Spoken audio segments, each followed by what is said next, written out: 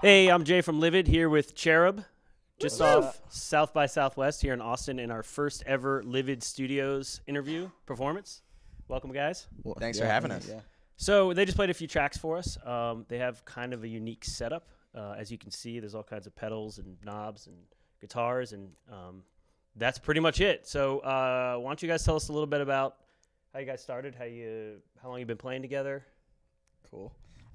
Yeah, we met in college, and we basically got started through just actually the first show we ever did was I hit Jason up because I didn't know how to DJ my own shit, and so I hit him up and we opened up for Jizza at MTSU, which is like the college we were attending at the time. We should never talk about that show because the local paper slammed us for that show. No, it's probably not on YouTube, so you're good. It's definitely not. Well, no, maybe it is on YouTube. No, I don't know. Whatever.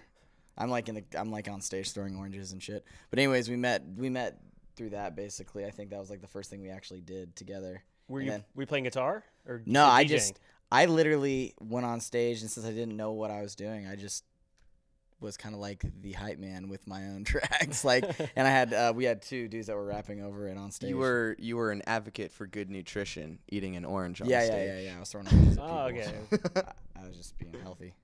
Cool. So when you guys first started playing together, you both play guitar, you both sing. Mm-hmm. Usually those are the guys that you kind of don't. You need to find the drummer and the bassist, but you don't have that. So how did you decide? And we're going to start a band with two guys that are doing weird shit. Well, Jordan sent me the first batch of tracks late one night when he was flying home to Nebraska.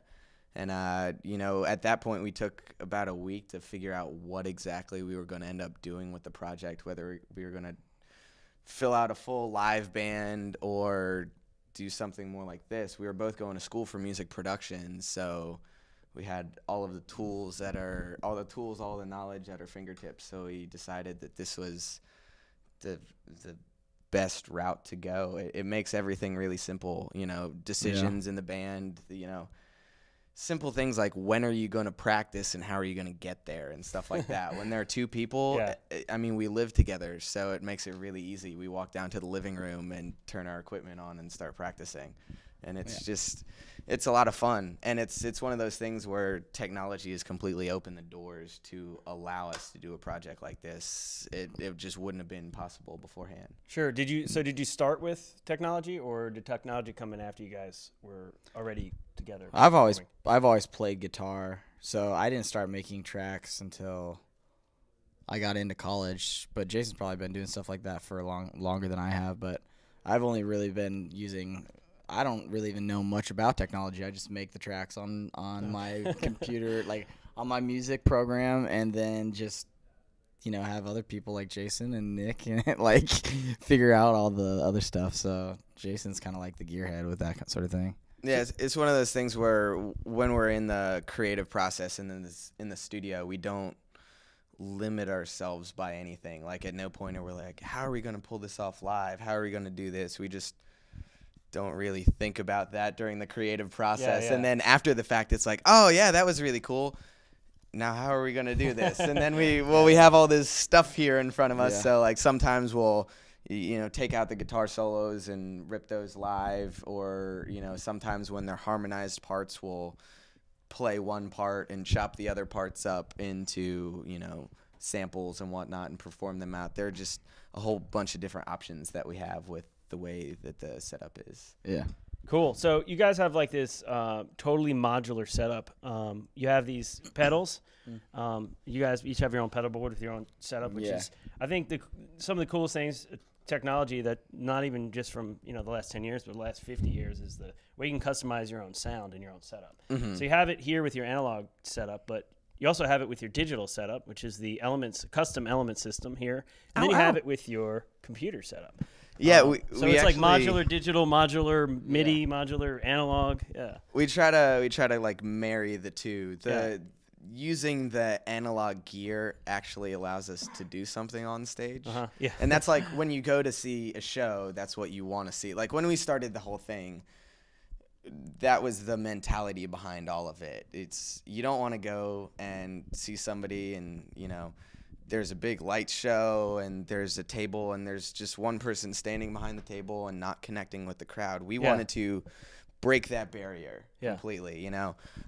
Jason wants to touch people is what he's saying. It's fun to touch people. You want to be able to, you know, make eye contact with somebody in the front row, reach forward and be able to touch hands with them. Sure. And like you get that connection with people that way. And then we've just, you know, made a point to carry that across everything we're doing. Cool. Yep. So you got 2 guitars, 2 mics, Yep. a bunch of MIDI stuff, Ableton Live. Can you just give me a quick breakdown of how it all goes together? Yeah, sure.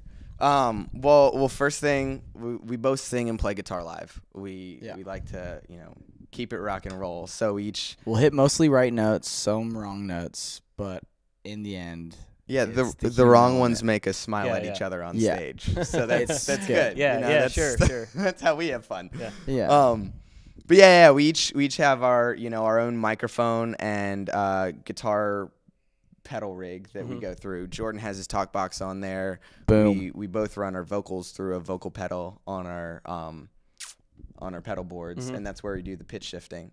Because we found that it just tracks better than so it's analog. Okay. But when that's live. This is just live. This is all for live. Recording is different. In the studio, we actually do all of our pitch shifting kind of like an old school tape technique. We tune the whole track up. Don't give the secret away, record to it, and then you can figure out the rest.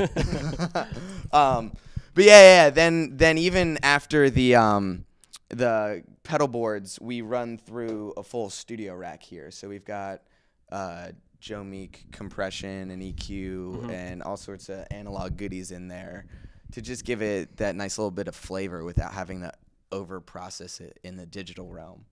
But then after all that is said and done, we put it into the computer. That's where we process it all. All the magic happens, you know, with some fancy plugins and whatnot. Okay. And then we send it back out. And I've found that when you send everything through the same computer and then back out, it gives a really nice gel to everything. As opposed to sounding like me singing with a microphone over top of an iPod, it actually sounds like everything's supposed to be there all together, and it's like the mentality behind our system. Sure. So when you're running live, you're not just doing it to mix everything. You're also running some effects. Yes. And you're triggering some we do all of our own delays and all that sort of stuff on stage. So that way sound men are awesome, but everyone has their own unique flavor. Sure. And you know, sometimes you'll have one guy going crazy one night, one night it's super dry. So that way we take that and put that in our control and do that all from on stage. We still allow the sound crew to get a good mix and, you know, compressions, EQs, all that good stuff. But all of our flavorful effects we do ourselves. Okay, cool. From on stage, and that's what we're using the Element system to control. Cool. So why did you choose the Element system, and what is it doing? Mainly, the reason why I wanted it was because with our live setup, we have to have some sort of tactile feedback. That's the biggest thing. Sure. Because, like I was saying before, the mentality is to break the barrier. I don't want to sit there with my head buried in a MIDI controller the entire time, because that's just dorky. Nobody wants to see that. Yeah, no. I want to be able to look at somebody else and still be doing something based on feel. Yeah. So that was one of the big reasons we went with this system. It's completely customizable, so you can get the feel however you want it to be. Yeah. The way I've got this set up here, got all Jordan stuff running through here, a sampler in the middle, and most of my stuff running on the other side. So that way, you know, while we're performing, I can just reach down, feel where I am, and know what's going on. Cool. That's like the biggest thing with MIDI is I think people will pigeonhole themselves by the presets, and the best thing that you guys do with Livid is just everything's completely open. You know, it starts as a blank slate, and it forces you to like make it your own, and that's what we've really tried to do with this system here. Yeah, that's the idea. Is we try to create, you know, let you create your own language for performance, and what you're doing with it is exactly what we intended. You know, it's supposed to be it's supposed to be played like that. It's supposed to be, you know, it's an instrument. It's not a computer keyboard. So do you actually look at it while you're playing, or do you know? Is it just a? I would love to say feel. that it's all no look, but yeah, I end up looking at it. It's just all pure passion. I mean, the thing looks way too cool to not look at it while you're playing it. It's so much fun. Yeah. That's one of the other things, just having it up on a drum stand. Yeah, it's really cool. It makes it a lot of fun. So, you guys are in town playing a couple more shows. Where can we see your?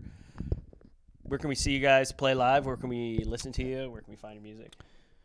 Well, you can, as far as the rest of our South by Southwest dates, we have them scattered throughout the week on Friday and Saturday, and then we have a couple tomorrow that we're going to do.